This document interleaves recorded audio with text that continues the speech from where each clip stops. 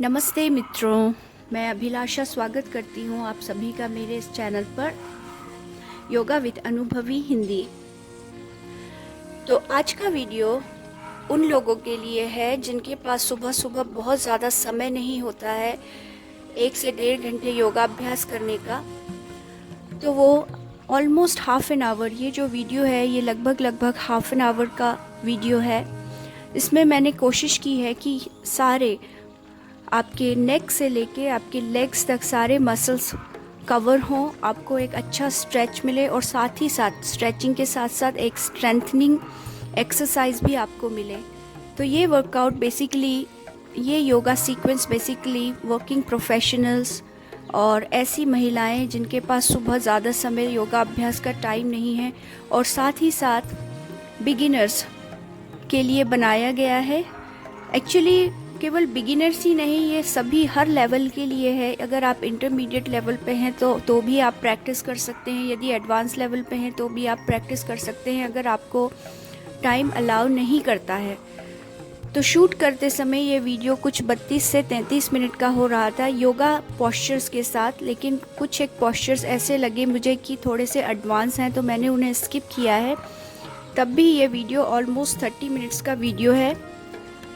तो चलिए शुरू करते हैं।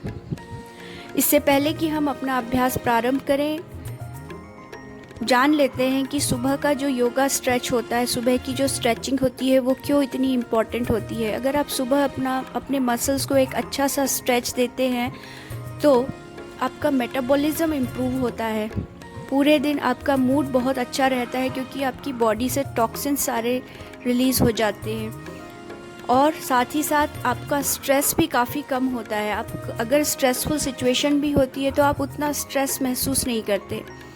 तो ओवरऑल हेल्थ और ओवरऑल वेलबींग के लिए मॉर्निंग योगा स्ट्रेच बहुत ही ज़रूरी है। तो आइए शुरू करते हैं।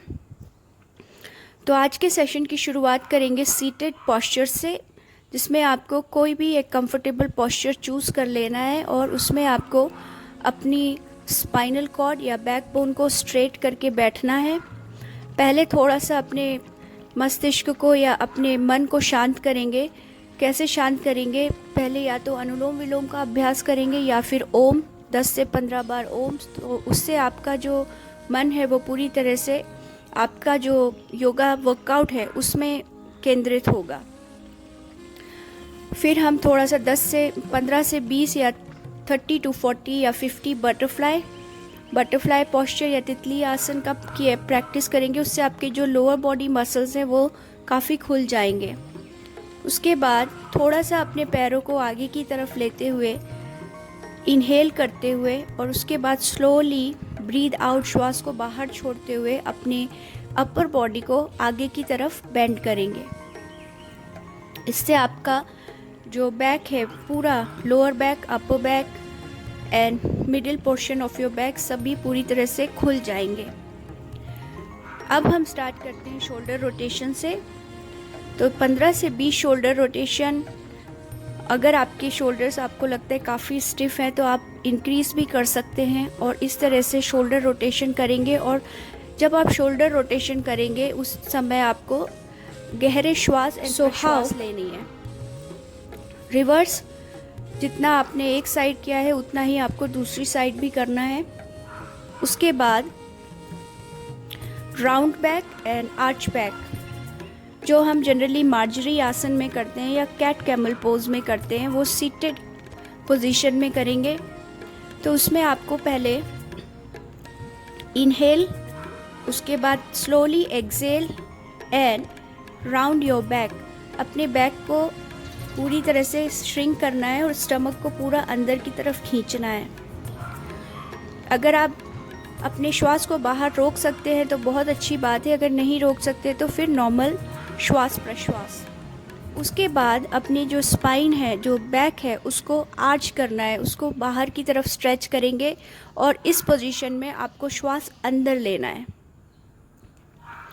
3 से 4 बार आप ये वाला जो पोस्चर है उसे रिपीट कर सकते हैं। इसके बाद रोलिंग योर टॉर्सो, अपनी अपर बॉडी को रोल करना है दोनों side, clockwise and anti clockwise. इससे क्या होगा, इससे आपका जो बैक है उसके साथ साथ जो साइड वेज है, जो वेस्ट है, वो भी आपका खुल जाएगा। सो 10 से 15 बार क्लॉकवाइज, 10 से 15 बार एंटी क्लॉकवाइज, और श्वास प्रश्वास गहरे। साथ ही साथ हम साइड स्ट्रेच भी कर लेते हैं।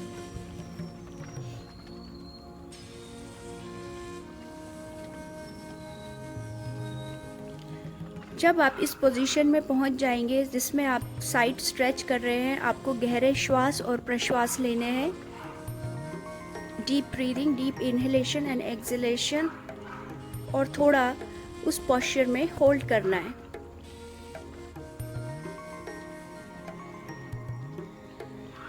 वापस आएंगे, उसके बाद इनहेल करेंगे, एक्सहेल करेंगे, और एक्सहेल करके फिर दूसरी साइड ट्विस्ट करेंगे। सो दूसरी साइड जब ट्विस्ट करेंगे, आप जब पूरी तरह से एक पोस्चर में आ जाएंगे, उसके बाद फिर से गहरे श्वास एंड प्रश्वास। आपका जो स्टमक एरिया है, आपको वहाँ महसूस होना चाहिए आपकी श्वास और प्रश्वास। आपको इस तरह से ब्रीदिंग करनी है।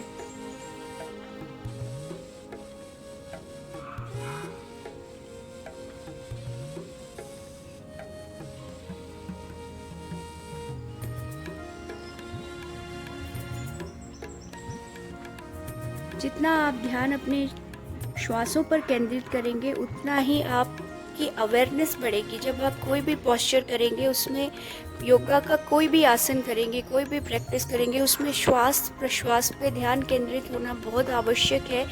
उसी से हमारी अवेयरनेस बढ़ती है, और वही योगा का अल्टीमेट उद्देश्य है कि हमें धीरे धीरे हमें उस डिवाइन पावर के लिए तैयार करना कि हम उस तक पहुंच सकें। और वो पहुंचेंगे कब? जब हम पूरी तरह से एकाग्रचित्त होंगे। जब पहले हमारी एकाग्रता बढ़ेगी, पहले हमारा कंसंट्रेशन बढ़ेगा, और उसके बाद फिर हम उसकी जो नेक्स्ट स्टेज होती है ध्यान, हम उस अवस्था की ओर बढ़ेंगे।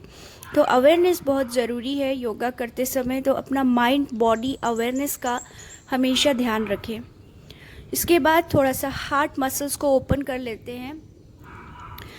अपने हाथों को गहरा श्वास भरते हुए जितना फैला सकते हैं उतना फैलाएंगे, और वहीं पे होल्ड करेंगे। अगर आप इजीली अपने श्वास को अंदर होल्ड कर सकते हैं, आंतरिक कुंभक का अभ्यास कर सकते हैं तो ठीक है, वरना सामान्य श्वास प्रश्वास। जब वापस हाथों को वापस लाएंगे और हाथों को जोड़ेंगे, उस वक्त आपको एक्सहेल करना है।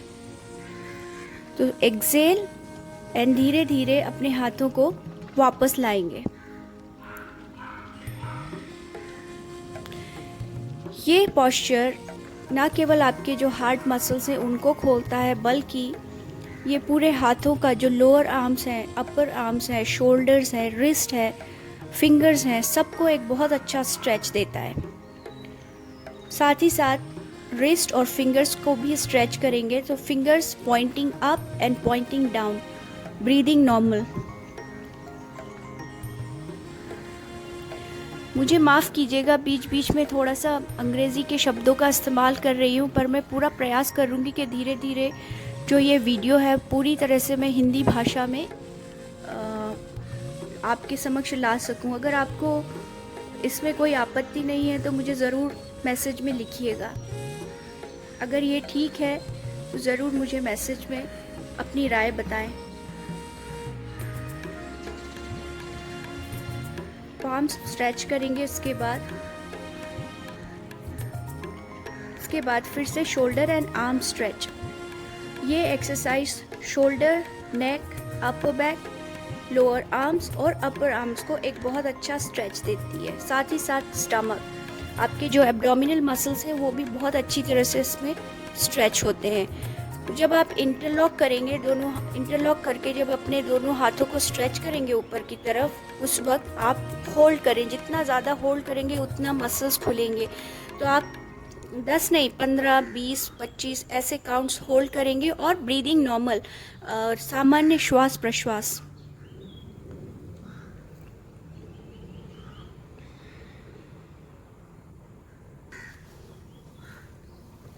यहाँ से हम मूव करते हैं टेबल टॉप पोजीशन में। जब हम मार्जरी आसन में करते हैं, तो पहले टेबल टॉप पोजीशन में आएंगे। टेबल टॉप पोजीशन जो सही पोजीशन होती है वो होती है रिस्ट और शोल्डर एक लाइन में होना चाहिए, एक सीध में, और उसी तरह से आपके हिप्स और नी एक लाइन में होना चाहिए, एक सीध में होना चाहिए। उस पोजीशन में आके उसके बाद हम पहले अपने हिप मसल्स को स्ट्रेच करेंगे और क्वाड्रिसेप को स्ट्रेच करेंगे।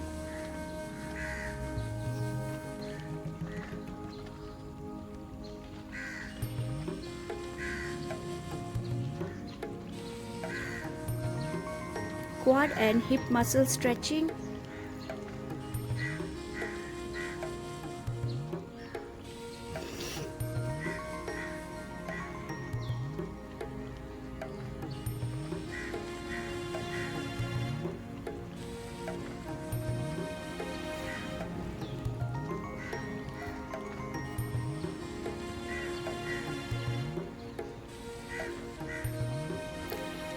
टेबल टॉप से अधोमुख श्वान आसना या डाउनवर्ड फेसिंग डॉग। इस सीक्वेंस में डाउनवर्ड फेसिंग डॉग के कई सारे वेरिएशंस हैं जिसका मैंने अभ्यास किया है। अधोमुख श्वान आसना एक ऐसा योगा पोस्चर है जो कि आपके बहुत सारे बॉडी मसल्स हैं उनको कवर करता है, उनको स्ट्रेच करता है। साथ ही साथ ये एक बहुत ही अच्छा स्ट्रेंथनिंग पोस्चर भी है अगर इसको थोड़ा सा इसके वेरिएशंस के साथ किया जाए। तो कौन कौन से बॉडी मसल्स हैं जो कवर होते हैं अधोमुख श्वान आसन में? सबसे पहले शोल्डर्स, उसके बाद लोअर आर्म्स, अपर आर्म्स, आपके palms, back, abdominal muscles, hip muscles और काफ मसल्स। इन सारे मसल्स को एक आसन अधोमुख श्वान आसन कवर करता है, इसलिए बहुत ही उपयोगी और बहुत ही सुंदर आसन है ये योगा का, जिसमें आप बहुत सारे मसल्स को एक अच्छा सा स्ट्रेच दे सकते हैं। स्ट्रेंथनिंग कैसे करता है? इस पोज में रह के अगर आप मिनी अधोमुख श्वान आसन, मिनी डॉग की प्रैक्टिस करेंगे, जिसमें आप दोनों अपनी अपर बॉडी और लोअर बॉडी को बहुत पास में लाके और एक मिनी माउंटेन की पोजीशन में आते हैं, उसमें आपके जो कोर मसल्स हैं उनको बहुत अच्छा एक स्ट्रेंथ मिलती है, क्योंकि वो पूरा कोर के ऊपर डिपेंड करता है। जितना आपकी जो लोअर बॉडी है वो जितना आपकी अपर बॉडी के नज़दीक आएगी, इसका मतलब है कि वो उसमें आपकी कोर की इंगेजमेंट ज़्यादा हो रही है, कोर ज़्यादा इंगेज हो रहा है। तो उस कोर को इंगेज करने के लिए, उसको स्ट्रेंथ करने के लिए उसमें वो सारे वेरिएशंस ऐड करें। साथ ही साथ इसमें एक और इसके साथ है जो शोल्डर एक्सटेंशन। अगर आप शोल्डर एक्सटेंशन की प्रैक्टिस करते हैं अधोमुख श्वान आसन में, तो ये आपके शोल्डर्स को भी प्रिपेयर करता है एडवांस योगा पोस्चर्स के लिए। ये एक बहुत अच्छा शोल्डर एक्सटेंशन पोस्चर भी है जिसमें शोल्डर स्ट्रेंथ की बहुत ज़्यादा ज़रूरत होती है, जैसे शीर्षासन हो गया या फिर हैंड स्टैंड हो गया या फिर दूसरे जितने भी शोल्डर स्ट्रेंथनिंग या एल्बो स्ट्रेंथनिंग एक्सरसाइज हैं, ये उसके लिए भी बहुत हेल्पफुल है। तो ये पोस्चर जिसका मैंने अभी आप लोगों से जिक्र किया कि इसमें आपकी दोनों अपर बॉडी और लोअर बॉडी बहुत नज़दीक आ जाती है और उसमें आपकी जो कोर है उसकी बहुत अच्छे से एक स्ट्रेंथनिंग होती है। पर फॉर बिगिनर्स, जो लोग बिगिनर लेवल पे हैं, उनके लिए ये काफ़ी चैलेंजिंग है, बहुत चैलेंजिंग पोज है। शुरुआत में आप शायद ये ना कर सके, लेकिन धीरे धीरे जब थोड़े से एब्डोमिनल मसल्स में जब स्ट्रेंथ आएगी तो अपने आप ये पोस्चर कर पाएंगे। अधोमुख श्वान आसन के बाद पाद हस्तासना। पाद हस्तासन हैमस्ट्रिंग स्ट्रेच,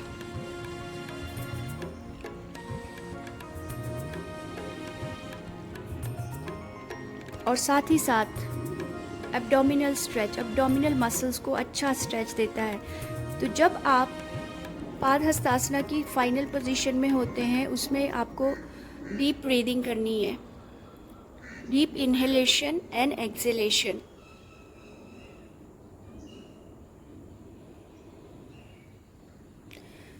जो महिलाएं हैं उनके लिए भी मैं ये बताना चाहती हूँ कि ये पोस्चर जो है ये आपका जो नेचुरल कोलेजन होता है उसको बूस्ट करने में भी ये पोस्चर बहुत सहायक है। अगर आपके पास दूसरा कोई पोस्चर या योगा करने का समय नहीं है, लेकिन ये पोस्चर ज़रूर करें। ये आपकी एजिंग प्रोसेस को भी स्लो करता है। इससे आपका जो नेचुरल कोलेजन है वो बूस्ट होता है। पादहस्तासना पोजीशन में साइड ट्विस्टिंग।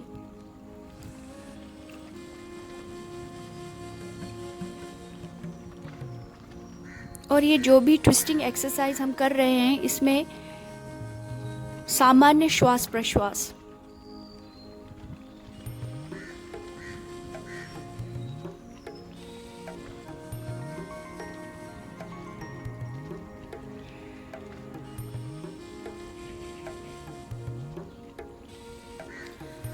जो बिगिनर लेवल पे हैं, जो अभी ज़्यादा फ्लेक्सिबल नहीं है, उनको हैमस्ट्रिंग स्ट्रेच उनके लिए बहुत ही ज़्यादा कठिन होता है, तो उसके वेरिएशंस होते हैं। जब आप पादहस्तासना की प्रैक्टिस करेंगे उसमें आपको नीज जो है उनको बेंड करना है। अपने घुटनों को थोड़ा मोड़ लीजिए, लेकिन कोशिश ये करिए कि आपका जो अपर बॉडी है उसको आपको हंच नहीं करना है, उसको ऐसे सिकोड़ना नहीं है, उसको हंच नहीं करना है, उसको स्ट्रेट रखते हुए ही आपको पादहस्तासन की प्रैक्टिस करनी है। क्योंकि शुरू से अगर आप सही तरह से प्रैक्टिस करेंगे तो आप उस आसन को जल्दी से साध सकेंगे।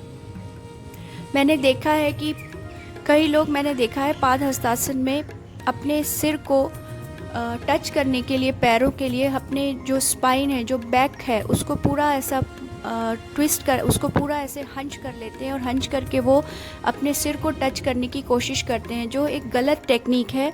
इस टेक्निक से आप कहीं ना कहीं आप अपने मसल्स को भी हर्ट कर सकते हैं, तो इस तरह से प्रैक्टिस करने से बचें। इसके बाद आते हैं अर्धचंद्रासन या अंजन्यासना। कई लोग इसे अंजन्यासना कहते हैं, लेकिन मैं तो इसे अर्धचंद्रासन कहती हूँ, क्योंकि जब ये पूरी तरह से हम अर्धचंद्रासन की इस पोस्चर में आ जाते हैं तो वो एक जो हाफ मून जो होता है, क्रेसेंट मून होता है, उसकी पोजीशन में हमारी जो बॉडी है वो आ जाती है। बहुत ही बेनिफिशियल है और बहुत ही इफ़ेक्टिव है ये पोस्चर आपके हिप फ्लेक्सस को ओपन करने के लिए। और साथ ही साथ अगर इसके वेरिएशंस के साथ प्रैक्टिस करेंगे तो साथ ही जो पैर आपका आगे की तरफ है उसके वो मसल्स और शोल्डर मसल्स और बैक मसल्स, ये सारे मसल्स को कवर करता है।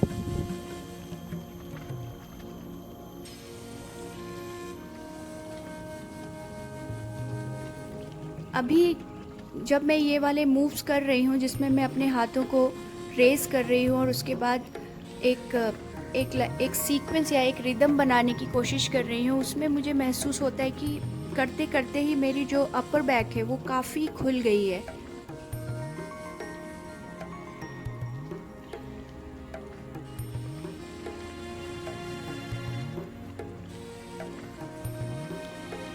अश्व संचालन। और अश्व संचालन से अब आते हैं हम थोड़ा सा स्ट्रेंथनिंग। ये दूसरा स्ट्रेंथनिंग पोस्चर है जो मैंने ऐड किया है। पहला आपने अधोमुख श्वान आसन में जो देखा था वो एक स्ट्रेंथनिंग पोस्चर था। अभी ये प्लैंक पोज या चतुरंगा।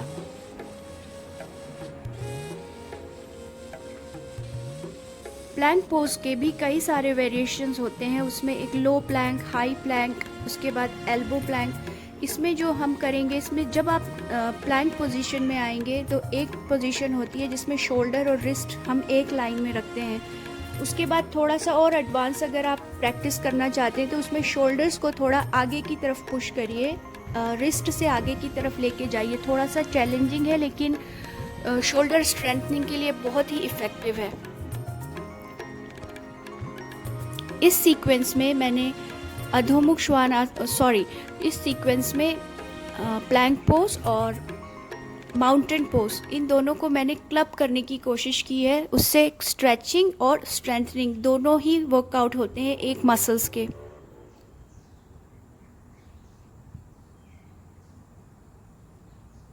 उसके बाद वापस आएंगे अर्धचंद्रासन में और अर्धचंद्रासन के वेरिएशन हम दूसरे साइड से रिपीट करेंगे।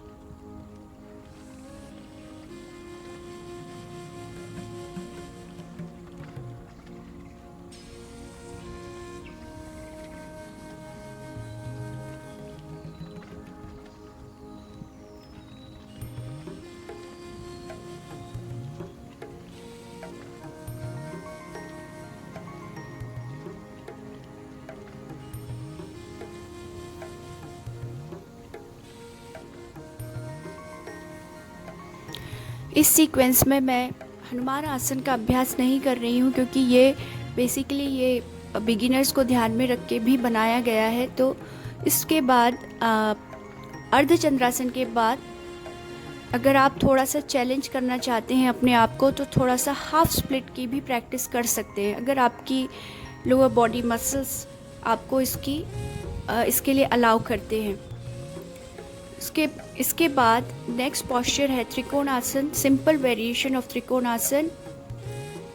त्रिकोणासन में आपके पैरों के बीच में 3 to 3.5 फीट का गैप होना चाहिए, और साथ ही साथ जब आप बेंड करेंगे अपने अपर बॉडी को, तो कोशिश ये करेंगे कि जो अपर बॉडी है वो स्ट्रेट होके वो बेंड हो, जैसे कि आपको दो वॉल के बीच में फिक्स कर दिया गया है और आपके पास ज़्यादा स्कोप नहीं है आगे या पीछे जाने का। उस तरह से ध्यान में रखते हुए आपको त्रिकोणासन का अभ्यास करना है। तो ब्रीदिंग पैटर्न कैसा होगा, जब आप हाथों को ऊपर की तरफ ले जाते हैं तो आपको इनहेल करना है, जब आप बेंड करते हैं अपनी अपर बॉडी को तो एक्सेल करना है, और फिर उस पोजीशन में होल्ड करना है जितनी देर तक आप होल्ड कर सकते हैं, और ब्रीदिंग नॉर्मल। उसके बाद फिर से इनहेल करते हुए धीरे धीरे हाथों को ऊपर लेकर आएंगे और एक्सेल करके फिर दूसरी साइड बेंड करेंगे, और फिर ब्रीदिंग नॉर्मल। उसके बाद फिर से ब्रीद इन करके ऊपर आएंगे और फिर सामान्य अवस्था में वापस आएंगे, ब्रीद आउट। त्रिकोणासन के बाद प्रसारित पादोत्थान आसन। प्रसारित पादोत्थान आसन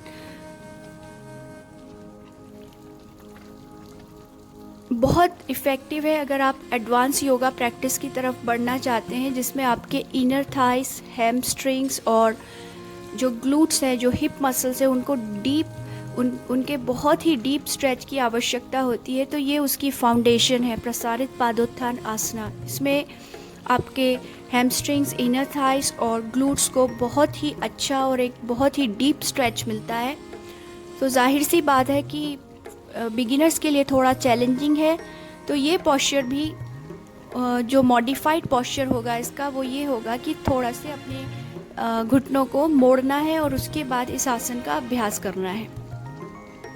शुरुआत में ये कोशिश ना करें कि आप कितना अपनी अपर बॉडी को कितना ज़्यादा ज़मीन पर ला सकते हैं या कितना ग्राउंड से टच कर सकते हैं, उसका अभ्यास, उसकी कोशिश ना करें। कंसंट्रेट करें अपने हैमस्ट्रिंग्स और इनर थाइस पे कि वहाँ पर आपको कितना स्ट्रेच मिल रहा है।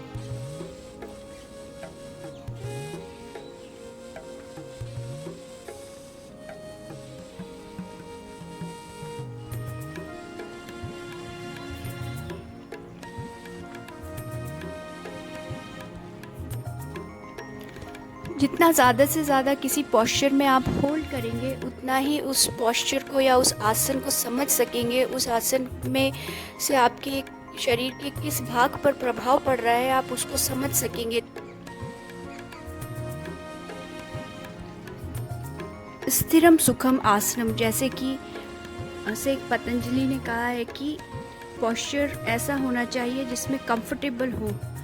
तो जितना आप एक आसन में या एक पोस्चर में अपना टाइम स्पेंड करते हैं, उसमें आप उतना ज़्यादा डूबते जाते हैं और उसमें और ज़्यादा फिर वेरिएशंस भी आप ढूंढने लगते हैं। तो आसनों का बहुत ही महत्वपूर्ण है, और आसनों में ज़्यादा देर तक रोक कर उसका अभ्यास करने का, उस स्थिति में रहकर अभ्यास करने का बहुत ही ज़्यादा फ़ायदा आप लोगों को मिलेगा, महसूस होगा, अगर आप इस तरह से अपना अभ्यास करेंगे।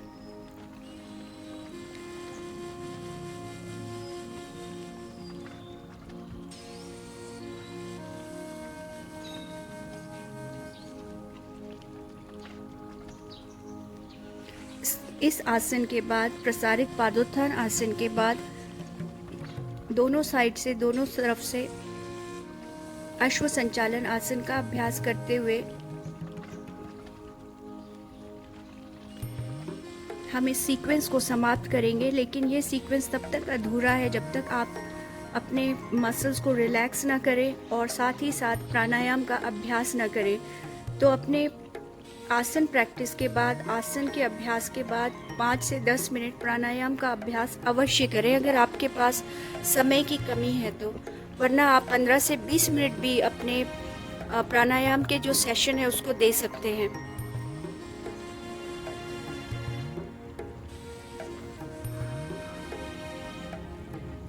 वापस प्रसारित पादोत्थान आसन से धीरे धीरे हम समस्थिति में आएंगे।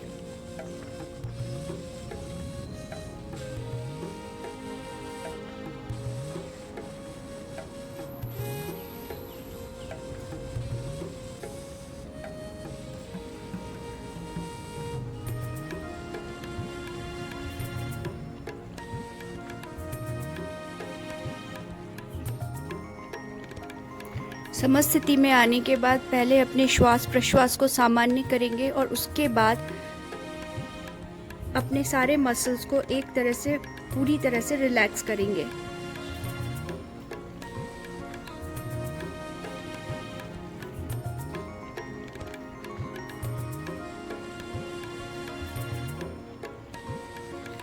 अपने पूरे शरीर को ढीला छोड़ते हुए इस तरह से अपने शरीर को, अपने हाथों को इस तरह से मूव करेंगे।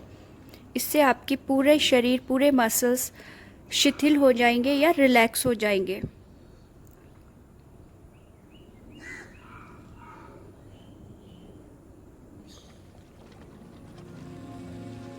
अगर ज़्यादा थकान है या ज़्यादा आपको लगता है आपने ज़्यादा चैलेंजिंग वर्कआउट किया है तो फिर शवासन में रिलैक्स अवश्य करें। शवासन में 5 से 10 मिनट तक रिलैक्स करें, उससे सारे बॉडी मसल्स अच्छी तरह से रिलैक्स हो जाएंगे और उसके बाद प्राणायाम का अभ्यास करें।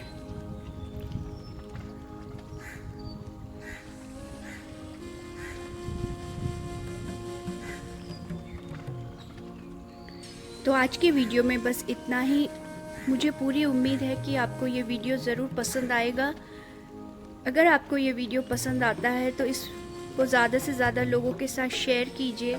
मेरे चैनल को सब्सक्राइब करके मुझे मोटिवेट कीजिए ताकि मैं और भी यूज़फुल कंटेंट और भी उपयोगी कंटेंट आप लोगों के लिए प्रस्तुत कर सकूं या क्रिएट कर सकूं। मेरे वीडियो को अंत तक ज़रूर देखें। बहुत बहुत धन्यवाद। हम फिर मिलेंगे एक बहुत ही अच्छे कंटेंट के साथ। नमस्ते।